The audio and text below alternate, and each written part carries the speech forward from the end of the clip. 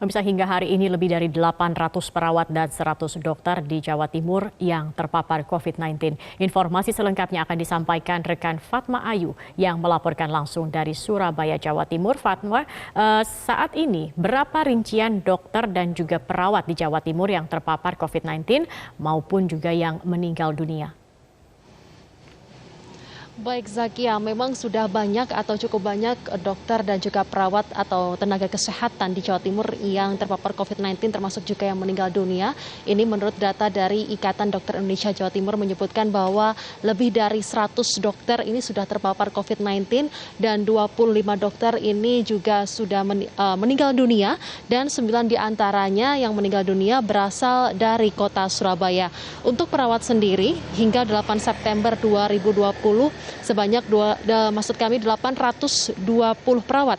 Sebanyak 820 perawat Jawa Timur terpapar COVID-19 dan 25 orang perawat meninggal dunia.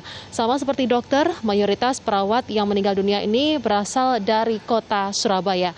Sementara itu untuk perawat yang positif 30% dari jumlah total masih dirawat intensif di beberapa rumah sakit di Jawa Timur.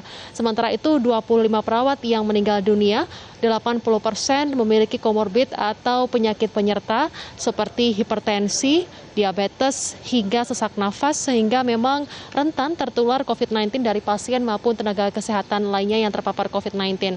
Selama itu atau maksud kami selain komorbid begitu, faktor penyebab banyaknya perawat yang meninggal dunia akibat COVID-19 yakni karena obesitas, autoimun, ibu hamil, serta perawat dengan usia di atas 60 tahun. Dan berikut merupakan kutipan wawancara kami dengan Profesor Nur Salam selaku Ketua DPW PPNI Jawa Timur. Misalnya ada hipertensi, ada diabetes, ada TB ya, dan penyakit diabetes yang lainnya. Itu supaya tidak didinaskan langsung menangani pasien COVID. Karena itu mempunyai risiko yang tinggi.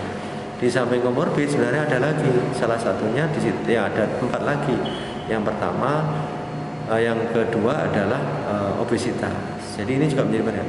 Yang ketiga adalah penyakit-penyakit autoimun, lupus dan seterusnya. Zakia. Baik, Fatma, dengan kondisi seperti ini kemudian apa langkah serta upaya dari pemerintah maupun pihak rumah sakit agar tidak ada lagi tenaga kesehatan yang terpapar?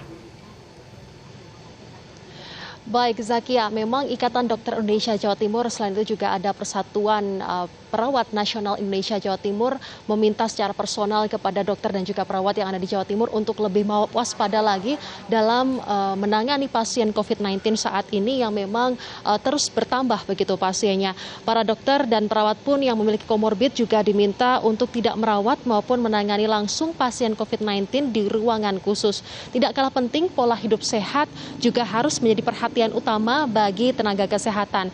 Sementara itu, Zakia, adanya tes massal baik rapid test maupun swab test juga harus selalu dilakukan rutin 14 hari sekali oleh pihak rumah sakit maupun pemerintah kepada tenaga kesehatan. Selain itu, untuk insentif sendiri perawat yang meninggal dunia, dari 25 perawat yang disebutkan sebelumnya yang meninggal dunia, baru 12 perawat yang mendapatkan santunan maupun insentif dari Kementerian Kesehatan dan juga PPNI Jawa Timur.